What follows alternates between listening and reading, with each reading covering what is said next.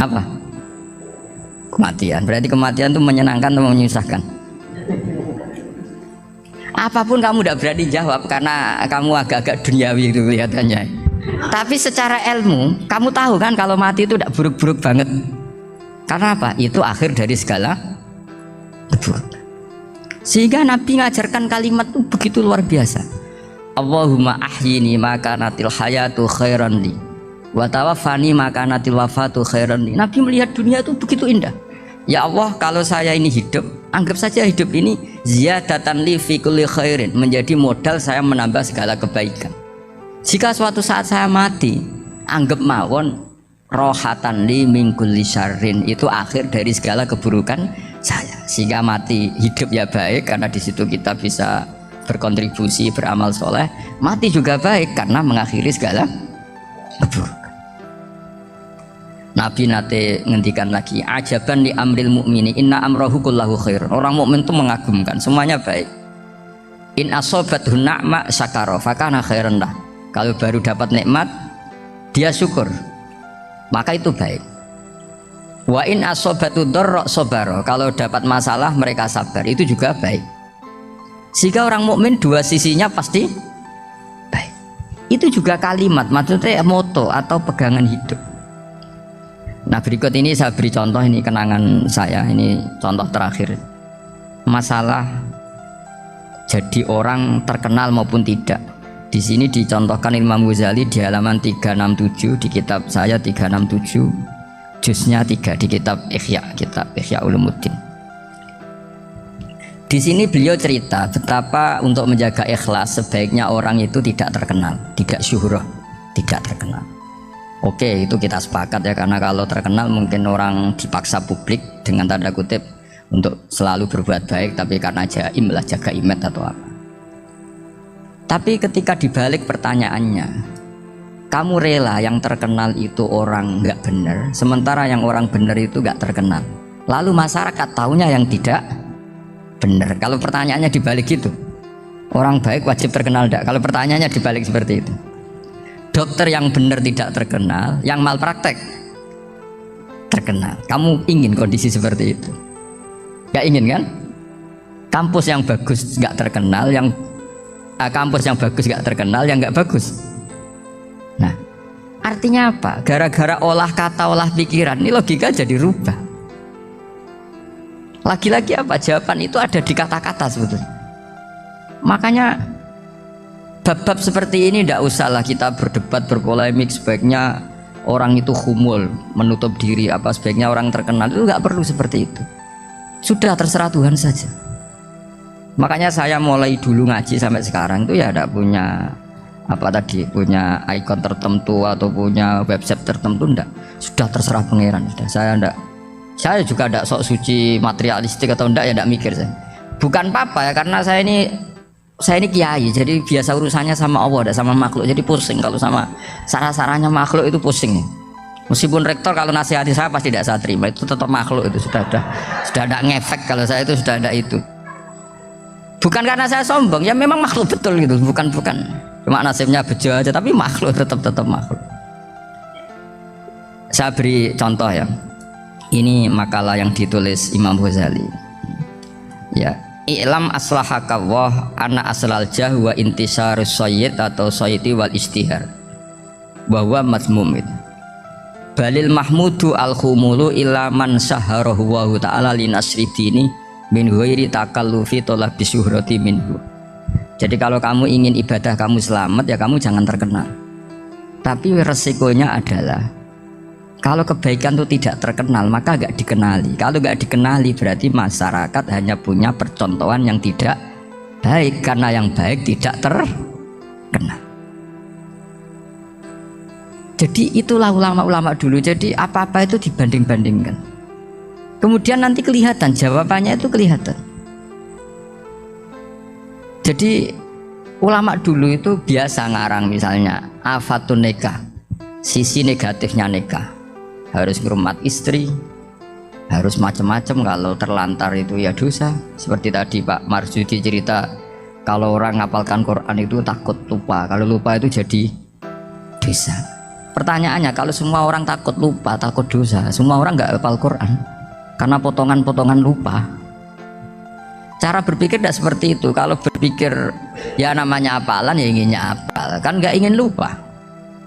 Lah nanti kalau takdirnya lupa karena hal-hal yang dimaklumi oleh syariat itu nggak yang termasuk dosa. Yang dosa itu lupa tak diwiri udrin syar'iyin, lupa yang tidak ada sebab yang apa syar'i. Tapi lupa bawaan EQ-nya tidak bagus, lupa bawaan sering dibentak, oh itu nggak masalah karena bawaannya orang tertekan itu ya lupa. Coba kamu hafal Quran terus punya kredit jatuh tempo, pas hari itu aku yakin nggak cerdas sudah.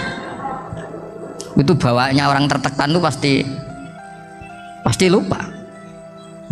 Jadi ya saya teruskan ya. Jadi terus ada makalah yang sangat bagus sekali tentang itu, saya baca. Wa yadullu ala dzalika anna Allah azza wa jalla amaral anbiya'a bi idharil amali lil iktida wa khassahum bi mansibin nubuwah wa la yajuzu ayyudhanna bihim annahum khurrimu afdhalal amalin. Jadi orang yang terlalu mendewa-dewakan khumul itu menutup diri. Oke, itu baik karena dengan khumul, dengan menutup diri Anda tidak riya, Anda tidak pamer. Tapi kata Imam Ghazali, kamu juga harus ingat di antara syaratnya Nabi itu harus mengumumkan kalau beliau itu seorang Nabi, harus memaklumatkan kalau beliau seorang Nabi supaya bisa diikuti. Caranya sholat harus diumumkan sehingga Nabi itu mengatakan harus jamaah, karena dengan cara jamaah itu bisa solu kama ra'aitumuni sholli. Coba kalau Nabi sholatnya nggak diperlihatkan, kamu harus sholat yang benar, caranya gimana ya Rasulullah, itu rahasia. Bingung nggak kira-kira? Bingung nggak?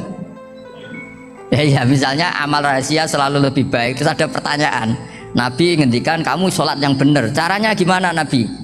Ya itu rahasia. Terus gimana coba? Tapi Nabi ngendikan apa? Shollu kama ra'aitumuni usolli. Ya sudah, kamu sholat niru saya sholat. Berarti Nabi sholatnya diperlihatkan apa disembunyikan? Diperlihatkan. Jadi begitu juga saya berkali-kali bilang, orang tahu kalau itu bidan ya berdasar tulisan itu bidan, tahu kalau itu dokter gigi ya itu dokter gigi. Jangan sampai gara-gara tidak ada tulisan mau beli alat bangunan di dokter gigi, mau periksa gigi di toko bangunan. Gara-gara apa? Nggak ada maklumat. Ya, di sini ulama-ulama selalu memaklumatkan dirinya, termasuk Imam Ghazali ketika ngarang kitab dinamai Ihya Ulumuddin, bahwa kitab ini bisa menghidupkan ilmu-ilmu agama yang mulai hilang. Begitu seterusnya. Jadi ini ngaji ya, jadi orang itu harus ngerti ya, jadi jangan nuruti emosi sendiri atau logika sendiri bahwa saya suka humul, ya monggo, agama Islam menyediakan sarana itu. Uzlah itu ya punya sisi kebaikannya sendiri, tapi syuhrah terkenal asal tidak nuruti nafsu juga punya sisi kebaikannya sendiri. Setidaknya umat ini punya satu master kebaikan yang mudah diakses. Tapi tadi saya ulang lagi, jangan karena hadun nafsi, jangan karena kepentingan pribadi. Makanya di sini disebutkan wa yadullu ala dzalika ay ala syuhrah anna Allah taala amarul anbiya bi idzharil amal lil iktida. Allah selalu memerintahkan para nabi kalau ngamal kebaikan ya harus dimunculkan supaya bisa ditiru. Yaitu tadi kita tidak bisa bayangkan kan kalau misalnya Nabi menyuruh kamu harus sholat yang benar, kemudian sholatnya Nabi sembunyi. Kalau ditanya, Nabi saya niru siapa? Wah itu rahasia, kamu nggak boleh lihat sholat saya saat takut tidak ikhlas. Ribet kan? Sehingga jamaah itu statusnya tetap harus. Nah bedanya harus ini ulama berpendapat harus yang apa? Fardu kifayah. Tapi fardu itu maknanya harus. Tapi bukan berarti kalau nggak jamaah sholatnya nggak sah, nggak. Tapi statusnya jamaah tetap apa? Harus. Nah barokahnya harus ini orang yang baru sholat, sholatnya langsung benar karena ada yang diikutin. Coba kalau mantan dukun baru sholat terus sholat sendiri, itu mesti mirip mantra ya. Karena dia tidak ada master percontohannya. Tapi barokahnya ada master, orang paling bodoh pun kalau sholat ya benar, karena standar ada komandonya, ada imamnya. Sehingga Imam Ahmad malah berpikir keras, syarat sahnya sholat itu harus jamaah. Cara pikirannya Imam Ahmad keras sekali beliau. Sehingga kalau orang sholat sendiri kok ada orang lain yang maunya berjamaah harus bayar, orang itu harus bayar demi sahnya sholat. Itu madzhabnya Imam Ahmad. Tapi kalau madhab Syafi'i hanya mengatakan itu fardu kifayah, yang kalau satu komunitas nggak mau melakukan semuanya apa? Dosa. Jadi tak baca lagi biar dapat berkah Imam Ghazali. Wa qala qaumun asirru afdalu minal alaniyati. Terus kata sebagian ulama al alaniyah itu afdal minas sirri. Terus diperbandingkan baik yang mana amal dipertontonkan sama Anda. Terus kata Imam Ghazali, kalau orang itu bisa jaga tidak riya, maka sebaiknya dipertontonkan karena kebaikan harus yang muncul, bukan yang tidak baik yang muncul. Makanya ketika memaklumatkan diri sebagai ingin jadi generasi khairah ummah, itu kalau diterjemah itu kan wow, khairah ummah, umat terbaik. Itu kan kayak agak angkuh. Tapi nggak apa-apa, itu nggak apa-apa. Masa kita kampanye siap degradasi moral kan ya lucu kan, masa jualan gitu kan ya lucu. Kita memang ingin mengkhidmati ummah, berbakti dengan umat, membantu supaya jadi generasi khairan apa ummah. Tidak apa-apa dimaklumatkan supaya dengan itu umat punya sarana. Oh kalau ingin jadi khairan ummah kuliah di sini, jangan lalu enggak gitu ya. Sama kita dokter, maklumatkan saja dokter gigi, dokter kandungan, dokter bedah, sehingga orang kalau mau bedah ya jangan ke dokter kandungan. Jadi barokahnya maklumat ya. Jadi saya mohon sekali ini, saya sendiri sebetulnya orang yang nggak siap terkenal sebetulnya, tapi ya sudah terserah Allah saja. Kalau itu cara Allah menyebar kebaikan ya monggo, pokoknya kita tawakal saja sama Allah Subhanahu wa ta'ala. Kue hasud bek wong ning dunya iso mbok sembunyikan, nanti dipermalukan Allah ning akhirat karena kamu duwe rasa hasud. Apalagi kalau ngenteni jatuhe wong soleh, jatuhe wong alim, orang-orang yang berkontribusi terhadap agama ini. Terus hasud mbok arep-arep jatuhe lho nanti dipermalukan di hari kiamat. Luwih ngeri kalau kita punya dosa yang kita nanti dipermalukan di hari kiamat. Wasali sute sing kaping 3 iku aya khofen to disapa wong ing kibali setane sanging sisi setan. Ayub tilan to batal sapa setan amal ing amale wong ai sholihat sing amal saleh. Amal saleh yang kita lakukan lama puluhan tahun. Ya mau misalnya kayak ngurmat yatim puluhan tahun ikhlas, tapi setelah dia jadi dokter atau jadi orang besar ketika lupa kamu terus gue getun karena ngamal sama seseorang yang nggak bisa balas ya jasa, berarti amal kamu itu dibatal. Mulane kok ora ana wong alim kecuali cuek karena tadi, tapi kadang masyarakat itu ya angel kandanan. Hampir semua orang alim itu nggak suka kenal santrinya, bukan karena nggak mau, bukan karena tadi sebetulnya ingin sebar mulang ya wes mulang, karena kalau kenal takutnya itu memanajemen atau ngatur-ngatur, kok akhirnya terus kena gak dituruti, seakan-akan wong ngaji ini mbak aku kok gak nuruti aku, sehingga banyak orang alim yang milih cuek itu. Yang ditakdir kenal ya kenal, yang ndak itu sebetulnya hanya untuk menjaga ikhlas ben tidak selalu mengatur-ngatur. Kena ngatur-ngatur ujung-ujungnya hadun nafsi. Hadun nafsi bisa membatalkan amalnya dia, mulangnya itu tadi. Yang masyhur banyak orang alim yang nggak mau ditemuin muridnya, bahkan Sufyan Ats-Tsauri itu masyhur, yang boleh sowan saya harus yang nggak pernah ngaji saya, yang boleh ketemu saya yang tidak ada urusan ngaji dengan saya, karena takutnya tadi misalnya ada orang alim ngajar 10 tahun sama orang itu jadi orang kaya raya sukses. Kadang-kadang kan manusia ingin sesuatu karena gak dituruti, ngundat tak ulang kok gak loyal itu jadi terus banyak ulama yang milih cuek wis ditir ketemu raya wis ya. Tapi ada saja ulama yang nganggo syariat, justru dikumpul lo ben ada ikatan sampai alumni, ikatan sampai macam-macam ya. Tapi itu ijtihadnya orang macam-macam. Nah, yang jelas pastikan bahwa semua itu tidak hadun nafsi, tidak karena keinginan. Itu memang berat aturan-aturan menjaga ikhlas itu berat. Yang jelas saya pastikan ono wong gawe perkumpulan grup alumni ngaji atau alumni apa saja, asal ndak nafsu nggak apa-apa. Tapi kalau kira-kira itu nafsu ya tidak usah diteruskan, karena nanti takutnya barang yang kita lakoni, misalnya kayak pulau Bejengan kan ngaji Jalalain nama, saya tentu suka nggak kenal kalau nuruti, karena itu lebih aman secara ikhlas. Tapi kalau terlalu begitu nanti takutnya nggak ada silaturahim, nggak ada penguatan agama Allah, karena nggak ada muwasalah, nggak ada sambung menyambung. Itu kan setan itu kan di sisi muwasalah ya kamu diganggu, karena nanti bisa memanajemen kalau tidak tersinggung, itu juga setan. Tapi kalau terlalu tertutup memutuskan diri, mungkin selamat ikhlas karena tidak berharap dari mereka, tapi resikonya Ada beberapa santri kita yang nggak pede ngiyai karena nggak sambung dengan kiainya, atau nggak pede ngiyai karena nggak kenal kiai indukannya, karena takut hukum raiso dan ilmu pas-pasan. Itu kan repot, dan itu harus dikelola secara ikhlas.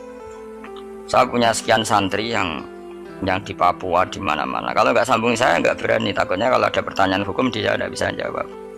Ada orang-orang yang sebaiknya kita tidak sambung karena tipikalnya memang nggak suka sambung. Mungkin dia wataknya pemalu atau wataknya tertutup, kita kan tidak pernah tahu-tahu watak. Ya kalau masalahnya putus ya putus, tapi jangan putus hubungan hati. Tapi dia tipikalnya orang yang nggak suka kumpul. Cara Jawa itu isinan. Karena orang itu kan macam-macam. Yang penting semuanya jangan karena hafsun nafsi. Itu eling-eling. Terus makanya Sufyan Ats-Tsauri masyhur, soalnya muridnya itu moh tenan. Karena dia takut kemudian menuntut haknya sebagai guru. Nah, korek sab'ah yang terkenal Sayyid Hamzah Az-Zayyat itu dia pernah ada orang sowan, ya Hamzah, saya ini punya utang banyak, tolong bilang sama muhibin jenengan yang kaya supaya mensyafaati saya. Jawab Hamzah, saya minta air putih sama santri saja nggak pernah, menyuruh santri saya supaya melayani saya saja saya tidak pernah, karena takut itu saya mengkonversi mulang saya menjadi loyalnya santri-santri, dan itu menjadikan amal dunia. Itu orang dulu itu macam-macam menjaga ikhlasan sampai se ekstrim itu. Ya tentu tidak semua ulama seperti itu. Ada ulama yang suka ngongkon santri karena biar dapat barokahnya khidmah. Ada ulama yang suka minta tolong santri supaya mereka terbiasa khidmah.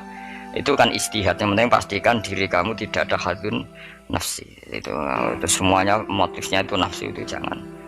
Karena tadi kalau kamu terlalu tertutup, terlalu terputus, nanti nggak ada kekuatan Islam dalam hal silaturahim. Makanya dari Imam Ghazali ya tidak semua ulama kayak Hamzah Az-Zayyat, tidak semua ulama kayak Sufyan Ats-Tsauri. Tapi juga kamu jangan terlalu manajemen. Kira wabe umatem mbok anggap aset. Agar rombongan umroh sepiro mat sak menagi terus dihitung kan. Soalnya kan ya terus repot, semuanya diasetkan, semuanya diasetkan. Itu ya bahaya betul itu. Bukan bahaya pada dirinya dia, tapi juga bahaya bagi kelangsungan agama, karena semuanya jadi materi, jadi aset, jadi itu.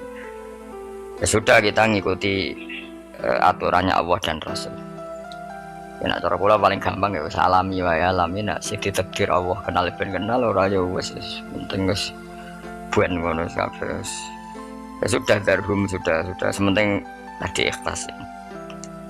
Cek kamu memilih tidak kenal ya yang niat ikhlas, milih kenal yang niatnya ikhlas. Semuanya semua itu tidak hadun nafs. Yang jelas paling parah itu Sufyan Ats-Tsauri, wis masyhur. Saking masyhurnya sampai beliau tahu kecemplung sumur ning Arab itu kan sumurnya ya mestine rapati jero. Kemudian padahal dia gurunya Imam Syafi'i, gurunya ulama-ulama top. Siapa yang nggak kenal Sufyan Ats-Tsauri? Setiap ada yang menolong, kamu pernah ngaji saya ya pernah, siapa sih yang kawasan sini yang nggak pernah ngaji jenengan? Semuanya mau ditolong. Mereka khawatir nolongnya mereka itu sebagai imbalan tahu ngaji. Akhirnya orang muridnya sing pinter ya rada kurang ajar tapi pinter. Golek wong bedui sing ora tau ngaji, mereka ditulung sapa ora gelem. Akhirnya orang bedui ya rada jakali, iku lho wong kecemplung sumur tulu bedui rono. Kamu ngaji ya, ambek kowe ora kenal ngaji opo. Aja terus gelem ditulung mbek bedui. Mergo ora tau apa. Berarti wong iku nulung yo ikhlas, mergo ngerti ana kecemplung ditulung. Sufyan Ats-Tsauri ya gak perlu jadi kompensasi. Tahu sampai segitunya tuh paling ekstrim dalam bab itu tuh Sufyan Ats-Tsauri. Tapi wong ya keramat. Hamzah Az-Zayyat itu termasuk korek sab'ah, dengan di antara qura sab'ah ada namanya Hamzah, itu ya keramat. Kiai kok kakean manajemen santri niku serang arah keramat. Ya, tapi yo rapopo tapi serapati keramat ya. Ya karena tadi apa ya, tetap lama-lama itu jadi hadzun nafs. Misalnya kiai ini di biro umroh, terus anak buahnya santri ini juga umroh lewat travel ya rodok piye, terus kamangane ra enak. Tapi ya tidak salah, tentu ya sah saja karena santri ini ya kurang ajar juga. Ungkaruan kiai ini di biro kok daftar biro liya, kiai ini sama santrinya ya kacau juga. Tapi kiai ini terlalu berharap ya kacau juga. Yang sing selamat sapa? Sing karuan ra kelar umroh iku malah selamat ya. Sing diri apane bocah ra kena ora ngono manfaate agamane. Ya tapi memang jangan berlebihan karena tadi ketika ada kiai tidak mau bikin biro umroh kemudian yang bikin orang fasik atau orang lain kita ya kedosan karena nyugeno wong nopo fasik. Tapi ketika kamu bikin terus sampai tomak neng santri-santrimu sendiri juga bisa fasik karena terlalu memanajemen santri. Ya itu memang hidup tuh gak gampang. Tapi yang jelas yang nggak bikin pun potensi dosanya tinggi karena tadi semua orang soleh tidak bikin alasannya jago ikhlas kemudian yang bikin wong fasik. Akhirnya komunitas ibadah umroh hanya dinikmati wong-wong nopo fasik karena mereka bisa bisnis secara baik. Tapi nak yang melakukan untuk orang soleh kan ya bagus karena yang labanya untuk orang soleh kemudian manfaat untuk pondok untuk umat. Yang jelas gak gampang lah ngelola kebaikan gak gampang. Tapi semua itu bil ilmi harus ada ilmunya. Mungkin suatu saat aku kayak biro umroh. Pertama sing umroh aku ceblok nang Pakistan nanti. Pakistan mending India atau Temangsang nang Singapura barang komplain lagi terlantar ngene komplain kowe terlantar ning pasar mbarno tak kok ning kono Pulau Karimun ta Pulau Nyamuk Gus lah umroh kok kene penebusan dosa sik kok lagi ning Mekah. Nah enak gelem ya tak gawe saiki tak kok Pulau Nyamuk sik kok apa beristighfar cokoti nyamuk dosa milang nanti nak kita irung hilang ya terus terus lagi ulun paling penting manajemen memang angel ngaji itu angel tapi siapapun itu anut umumnya ulama. Setahu saya guru-guru kita itu ya ana sing gawe warung ana sing duwe toko karena tadi nak santri blonjo ning liyane ya sakake kiaimu tapi kalau terlalu berharap ya sakit santri itu kan nggak gampang memanajemen. Itu juga umroh ya gitu, haji ya gitu semuanya. Makanya Rasulullah itu unik. Rasulullah itu di banyak hal juga kelihatan nggak apa-apa nggak kenal sahabat. Karena ya mungkin Nabi ingin semua orang punya dunia sendiri-sendiri. Tapi kadang kelihatan tanya-tanya sahabat yang nggak hadir ditanyakan, yang nggak kelihatan ditanyakan. Ada yang nggak ditanyakan karena tadi tipikal orang itu macam-macam. Ada yang suka ditanya. Ada yang suka enggak. Allah bikin watak manusia kan beda-beda. Ono sing wong sowan kiai malah ngel-ngelo kiai, saking sompane mlungker terus nak gak ditakoki gak omong. Malah bingung lho kiai ini maksudnya ku piye sowan mau mlungker tok terus. Nah, ono sing sowan ku saking ramahe menomong nganti kiai ini ra keduman ngomong. Oh jenenge wong akeh, ngono. Wong akeh. Sini barno semacam-macam dunia malah ngel-ngel wong semua terus piye dia ini bukan piye dikandani ora roh maksudnya ku piye ditakoki yo kesel takok mau jawab sitok apa saking sopan warafiu tekang kami papat ayat khofain tawati sapa wong mingkibal di malakil mauti saking sisi malakatul mauti ayak khoten teng ngalap sapa wong ing wong ayak bida tegese jupuk sapa wong rohahu yak bida tegese jupuk sapa malakul mauti rohahu ing nyawane wong halakoni ing tingkah anane wong fi ghaflatin ing dalem lali anillahi taala sing Allah taala bahtatan lan dadaan efujatan tegese dadaan min ghairi taqaddumi sababil mauti saking tanpa sebab pemulaan kematian. Kita selalu takut ujuk-ujuk malakul mauti jupuk nyawa kita dalam keadaan lupa Allah Subhanahu wa taala. Nah nek ape mati loro sik ya ana hikmahe supaya iso siap tapi aja terus loro donya muntek nggo ngobatno terus mati. Aduh sih gak sopan ya. Wah, gak sopan. Donya nek loro kok nganti donya entek lagi mati suwung nek ora bakat. Aduh, ora bakat rapian. Mbok yo aja manak mati ae ora usah ngentekno donya sik sake anakmu lho. Kadang wong kan akeh loro sih ngentekno donya bariku tetep mati. Cara kula iku kurang beretika niku sakean aja geman ngono maksude sake kan anak apa dadi donga Gusti nek badhe njenengan pejah nggih monggo mumpung niki kula pun siap wis mati ya nganggo dunya sak kadar aja dintekno sik tetep mati sampai wong tuane bingung apa jenenge anake bingung bojomu bingung piye ndak kok tetep mati. Jebule nyen dendam daripada marisi anak mendingan tak gawe dhewe wae. Wah gak sopan ya. Ini rasa tahlili. Mung kelakuane ngono.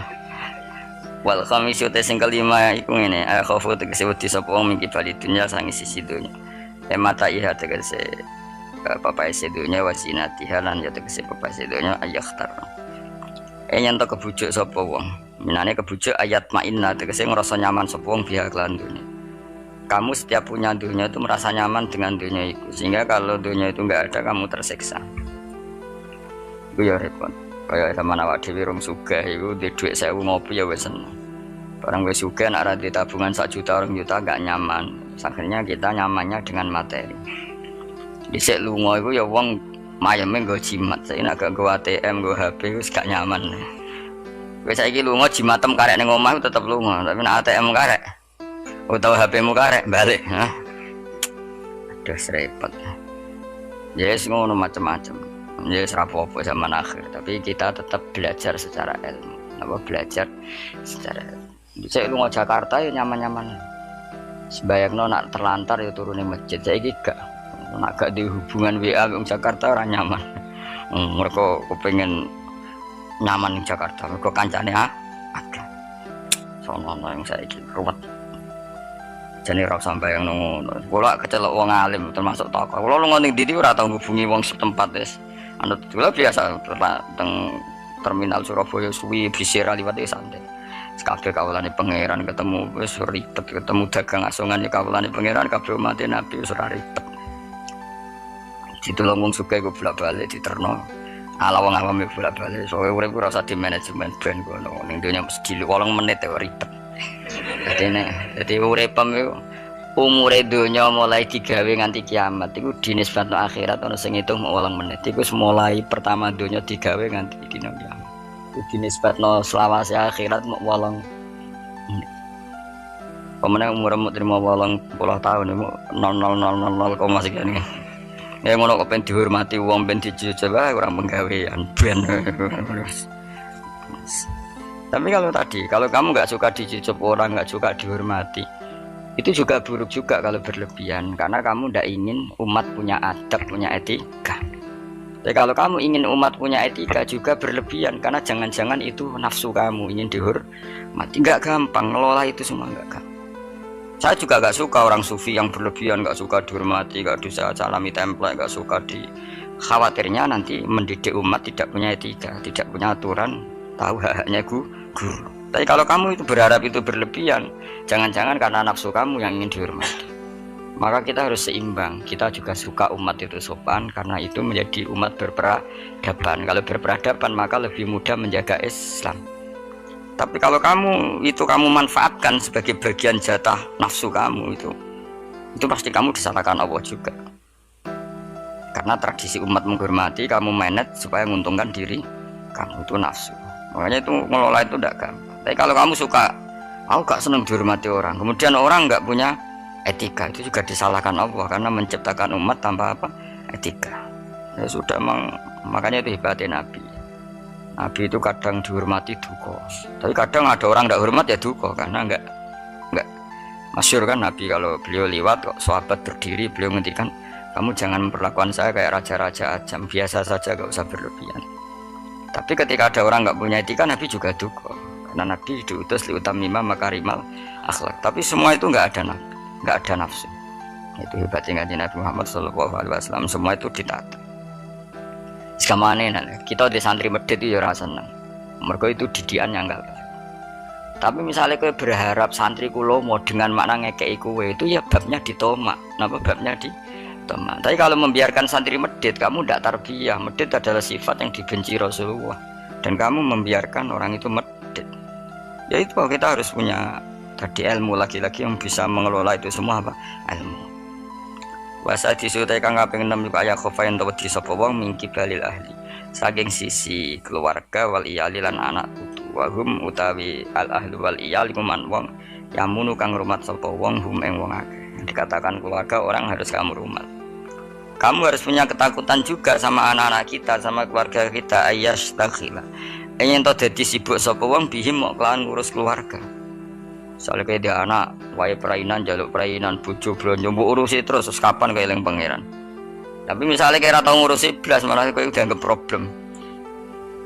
Nah itu kan kita harus bisa ngelola itu. Misalnya kita jadi kiai, anak atau bocah liburan, nanti pasti dianggap gara-gara bapak mulang saya tidak pernah dijak hiburan. Akhirnya anak trauma jadi kiai, mereka reputasi kiai itu udah tahu nopo hiburan. Tapi kalau kamu selalu liburan, ngaji kapan jadi kiai kamu? Nah, itu kan gak gampang ngelola itu. Tapi kalau ngaji terus sampai anak merambut jalan-jalan, nanti lama-lama anak kamu cara berpikir ngaji itu problem. Nah, mulanya kudu seimbang mesti hai anak-anak dolanan dituruti, hai bojomu nak ngetro mulai bosen mbek kowe ya turuti, kok lagi mangkel turuti ben mulai. Ana aku suwan ketemu mboke cerewet juga balik meneh. Jadi sing ngono. Lane donga di mertua cerewet ben bojomu ora kerasan ning omah. Susah lho di mertua apian karena kadang anak ini lebih nyaman dengan ibunya timbang sama suaminya. Jadi ana santri takok, "Gus, di mertua apian niku enak ta ora?" "Mbah karek kowe." Ternyata jawab, "Ra enak, Gus." "Kok iso?" "Dekne kowe sapian, kancaku wis sapian, tapi wong tuane mertuane luwih apian. Jika anaknya tetap nyaman ning omah timbang mbek bojone." Akhirnya tunggu ya Allah mertuaku mau gua rapian. Ternyata baru kayak rapian niku anak iku nyaman mbek bojone. Mergo ning omah luwih ganas. Penak di mertua apian apa rapian? Jawab. Bahaya mertua apian. Maksudnya mau terus bojomu nyaman ning omah. Ning omah iso dikai sarapan, dikai uang jalan, wes semua aja. Ning gono mangane ra jelas, sarapane ra jelas. Akhirnya minggat. Tapi nak wong tuane iki cerewet juga. Mana itu kok? Semua omah kok mulai. Ngono anut bojomu. Kan alhamdulillah. Isin cerita kanca kula. Terus kedua iku dekne didonga elek. Ini kisah nyata. Dekne tahu mantu tunggal itu sewayang mertuane. Wong kanca kula akrab. Sewayang. Padahal bocah iku ora tau duwe dhuwit. Kanca kula niku ora disenengi rezeki. Ketoke ora di hubungan baik sama malaikat Mikail. Wis jenenge rezeki gak seneng. Senenge di dhuwit tak kei. Jalah wong roh dekne iki ora kepengin ngekeki. Kula ngekeki dekne maksud asline ora kepengin mergo wis ngerti nak Mikael gak pati berkenanmu. Tapi sering tak kei dhuwit. Dungane ku elek ra karuan. Dia pertama ra tau donga. Suwe-suwe